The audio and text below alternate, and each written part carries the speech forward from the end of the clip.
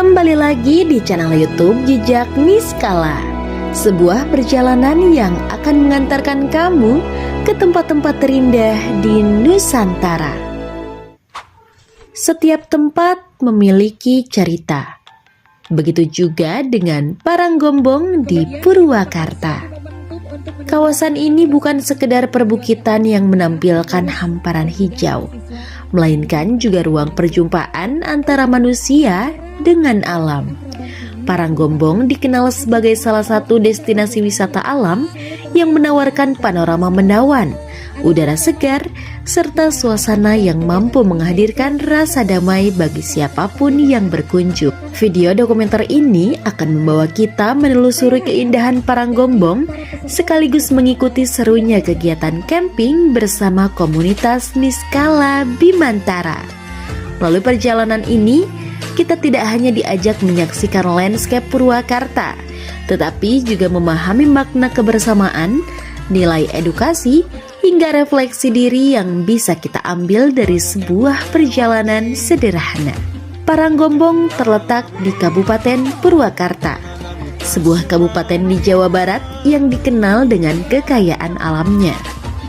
Kata parang merujuk pada tebing atau tepi bukit, sementara gombong diyakini sebagai sebutan lokal yang berkaitan dengan bentang alam berbatu.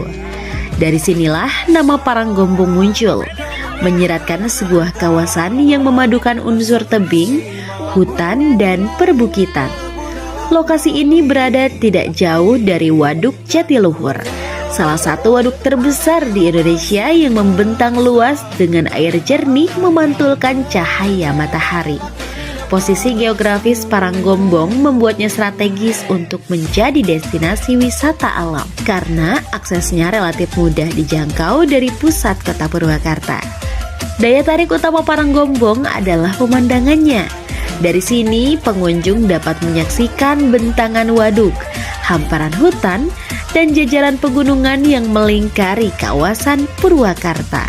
Pada sore hari, cahaya matahari yang perlahan tenggelam di balik perbukitan menciptakan siluet yang dramatis, menjadikan Paranggombong sebagai spot favorit untuk menikmati sunrise atau sunset. Camping kali ini dilakukan bersama komunitas Niskala Bimantara.